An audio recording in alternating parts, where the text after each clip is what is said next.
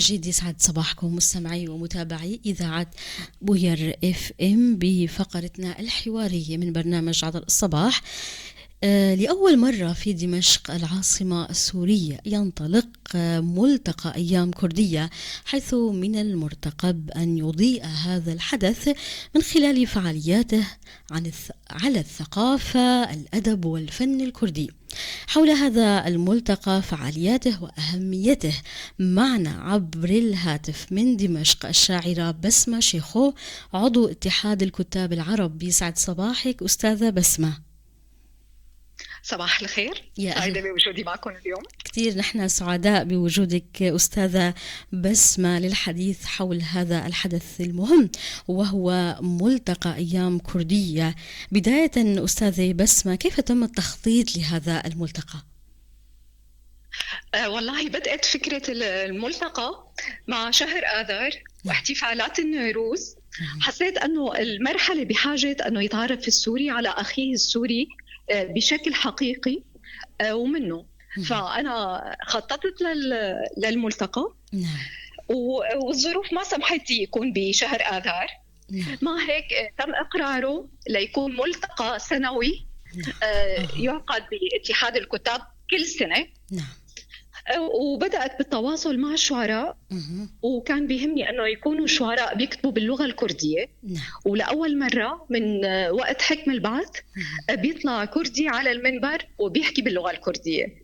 فحسيت أنه كمان هذا الملتقى حيكون ترجمة للمرسوم 16 يلي بيحفظ حقوق الأكراد اللغوية والثقافية. نعم، نقاط مهمة ذكرتها أستاذي بسمة، أنه هالملتقى رح بيكون بشكل سنوي ينظمه اتحاد الكتاب العرب ليتعرف السوري على أخاه السوري. أيضا هنا أود أن أسأل عن التوجه نحو هذا الملتقى، وهل هناك معرفة سابقة من قبل الكتاب العرب على الثقافة والأدب الكردي؟ حدثينا عن كل ما تعرفينه وتسمعينه، تفضلي. والله هلا هو هذا الملتقى موجه مو بس للكتاب السوريين. الدعوه فيه عامه ورح يتناول التعريف بالتاريخ الكردي والتراث الكردي واللغه الكرديه. انا حسيت انه خلال ال50 سنه الماضيه كان في نوع من تجهيل السوري تجاه الاخر، فللأسف في كتير تفاصيل عن الأكراد وحضارتهم ووجودهم كانت مغيبة بشكل مقصود. فنحن وظيفتنا كمثقفين أنه نسمح للسوري بالتعرف على السوري الآخر وعلى ثقافته. كرمال هيك هي المحاضرات هي مو بس موجهة للكتاب، هي موجهة للمجتمع.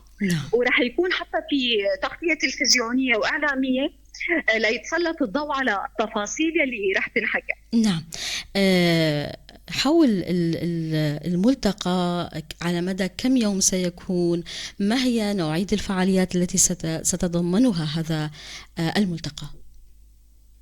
الملتقى هي السنة حيكون يومين. اليوم الأول هو اليوم نهار السبت، حيتضمن مجموعة محاضرات مثل ما حكينا لباحثين من الكرد يحكوا عن اللغة الكردية، تاريخ الكردي والتراث الكردي. رح يكون معنا فيلم وثائقي اسمه على عتبة الطفولة في اليوم الأول أستاذي. لا، هذا باليوم الأول. وبعدها حيكون عنا شعراء أكراد رح يحكوا القصائد مع ترجمة باللغة العربية بمرافقة العازف شكري صوبار يلي حيسمعنا تقسيم البزق. ونختم اليوم الأول مع وصلة غنائية موسيقية للأستاذ شكري صوبار. أما النهار الثاني اللي هو بكرة رح يكون يوم تراثي بامتياز. حيكون معنا فرقة البزق، 3 من العازفات حيعزفوا البزق باللباس التقليدي الكردي. وحيكون معنا كمان فرقة آشتي للفنون التراثية الكردية. كمان رح يعملوا 5 لوحات فنية راقصة. وبإذن الله حيكون نهار مميز، لأنه الفعالية بكرة حتكون بخان أسعد باشا في قلب دمشق، في قلب سوق البدورية، وهي منطقة مليئة بالحياة فأنا بدي تكون هيك في حالة اندماج بين الناس وبين الثقافة والاحتفالات الكردية. نعم، تغيير المكان من اتحاد الكتاب الكرد في اليوم الأول مركزه لخان أسعد باشا، هل هناك له أسباب تتعلق بالبعد البصري أم ماذا؟ هلا أنا اخترت مبنى الاتحاد يلي بالمزة. نعم. لأنه المؤسس والمشرف هو الجهة، هو اتحاد الكتاب. نعم. فأنا بدي يكون بأرشيف الاتحاد أنه أول ملتقى نعم. جمع الكرد في دمشق أنه تم في مبنى الاتحاد. نعم. أما اختيار خان أسعد باشا لأنه هو عبر تاريخه هذا الخان كان يجمع قوافل من كل أصقاع العالم. فأنا حبيت أنه هلأ يصير يجمعنا نحن كسوريين بتنوعنا بثقافاتنا بانتماءاتنا المختلفة ونتعرف على بعض. بالعودة لنقطة اختيار المشاركين والمشاركات الكرد، أستاذي بسمة، أشرتي فيما يتعلق لإحدى النقاط اللي بتتعلق بمعايير اختيارهم أو اختيارهن، مسألة أنه الكتابة باللغة الكردية. هل هناك أيضا نقاط أخرى بتتعلق بهذه الآلية أو المعايير التي وضعت لاختيار المشاركين في هذا الملتقى؟ والله هي المعايير الثابتة. يعني بده يكون نتاجه على مستوى عالي، لأنه هو هلأ رح يكون تحت المجهر، هو ممثل للثقافة الكردية. فأول شيء المعيار المستوى الأدبي والأكاديمي. ثاني شيء مثل ما خبرتك أنه شعراء يكونوا بيكتبوا باللغة الكردية.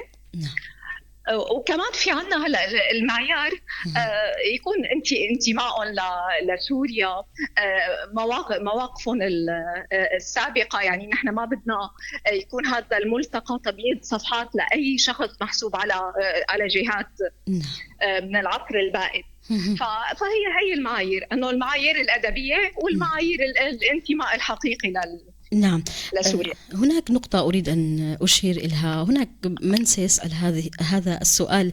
يعني غالبية المشاركين الكرد من الحسكة فقط أستاذة بسمة. سيسأل البعض لماذا أهملت المناطق الأخرى كعفرين وكوباني؟ والله أنا استشرت مجموعة من الأصدقاء يلي هن موجودين، في منهم بألمانيا، في منهم بالقامشلي، وأنا طلبت من الجميع ترشيح أشخاص لإلي. تواصلت معهم بشكل مباشر. في أشخاص هن اعتذروا لأسباب خاصة، في أشخاص هن عندهم تحفظات على المشاركة حاليا بدمشق. ما كان طبعا مقصود أنه حصر المشاركة بالقامشلي أو الحسكة. أنا عملت جهدي أنه يكون معنا من عفرين من كوباني. بس إن شاء الله بالسنوات القادمة ممكن الملتقى حيكون على أيام أطول. وبتخيل حتى دمشق بالأيام القادمة، يعني ما ضروري نستنى سنة. هي الخطوة رح تكسر حاجز وجود الشعراء الكرد ضمن الفعاليات في دمشق. فيلي ما كان معنا اليوم هو بالأيام القادمة حيكون بفعاليات اتحاد الكتاب أو وزارة الثقافة. المهم هذا الحاجز أنه ينكسر. هناك نقطة أخرى سأسألها دكتور أستاذة بسمة. هل هناك ما يسمى بالخطوط الحمر على الكتاب والشعراء الكرد المشاركين؟ لا أبدا. يعني كانت لهم الحرية وتم المناقشة يعني بمحاور حتى المحاضرات. يعني وسمعنا الاقتراحات منهم. وبالعكس نحن بدنا تكون المواضيع من صلب الثقافة الكردية، ما في أي رقابة. وحتى يعني في أساتذة لسه نحن ما شفنا المحاضرات يلي راح يقدموها. نعم، هنا أود أن أسأل أستاذة بسمة بأن الملتقى ليس تحت رعاية أو إشراف وزارة الثقافة. هل يمكننا هنا الاستنتاج بأن اتحاد الكتاب العرب بات مستقلا في قراراته ونشاطاته بعيدا عن السلطة؟ طبعا. هلا اتحاد الكتاب لسنوات طويلة كان محسوب على القيادة القطرية وحكم البعث. وهذا اللي خلاه يكون عنصري إلى مستوى عالي. بس نحن حاليا في إشراف من قبل الدولة، بس بدون التدخل بأي تفصيلة بعملنا.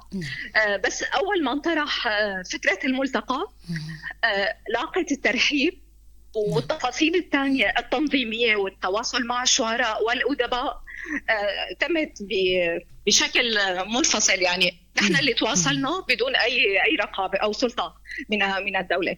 نعم، برأيك ما أهمية هذا الملتقى أستاذة بسمة، هذا الملتقى الثقافي والفني والأدبي الكردي؟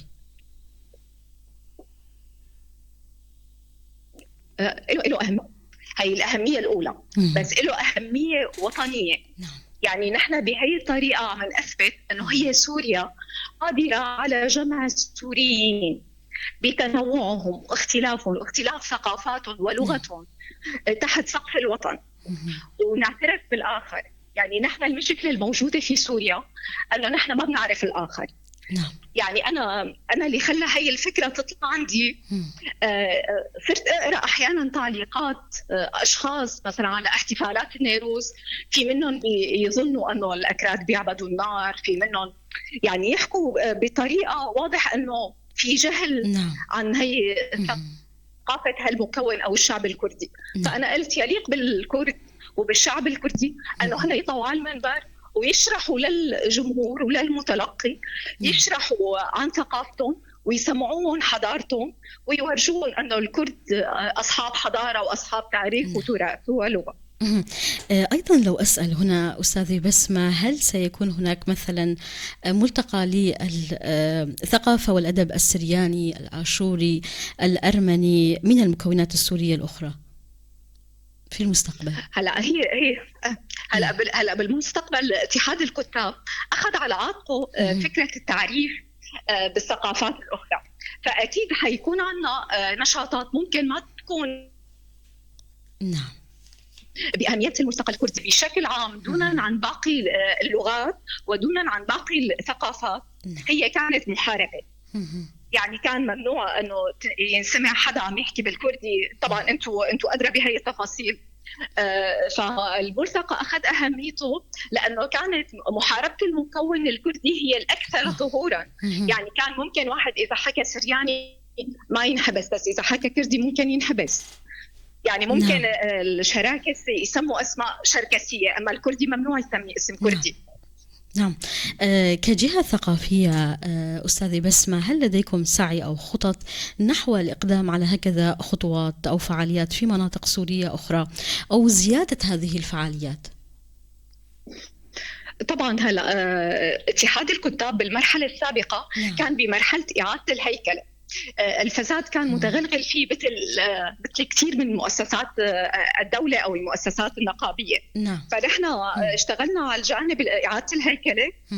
حاليا نحن بمرحلة إعادة تنظيم الفروع، وأكيد عم نشتغل على موضوع أنه هي النشاطات ما تكون بس مركزية بدمشق، رح يكون له نشاطات بكل المحافظات. وهلا في عندنا كل فرع، كل رئيس فرع بأي محافظة هو بيقترح لنا النشاط المناسب لمحافظته للمنطقة عنده، وبيقدروا ينظموا الملتقى يلي بدهم اياه. نعم.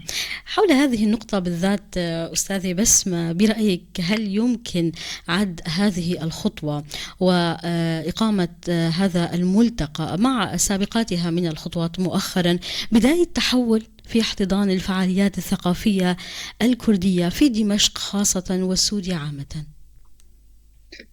طبعا هي خطوة من مجموعة خطوات بدأت بالاعتراف بالوجود الكردي والمكون الكردي وثقافته. لأني أنا بآمن أنه الدولة القوية ما بتخاف من أي مكون، ما بتخاف من لغته، ما بتخاف من ثقافته. نحن هلأ وصلنا من بعد الثورة لسوريا مختلفة تماما عن سوريا الأسد وسوريا البعث.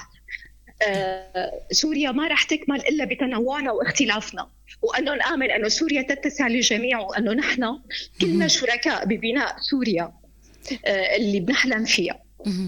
كثير الشكر لك أستاذة بسمة. إذا بتحبي تضيفي أي شيء أو نقطة أنا ما سألت تفضلي. شكر لكم، شكرا لاهتمامكم. وإن شاء الله بالسنوات القادمة بنتمنى تكونوا موجودين إن شاء الله بدمشق، وتكون كمان هيك تغطية مباشرة. وتحياتي للجمهور والمستمعين. كثير الشكر لك ولرحابة صدرك. والأستاذة بسمة شيخ وعضو اتحاد الكتاب بالعرب كنتي معنا من دمشق. كل شكر وتحيات لك.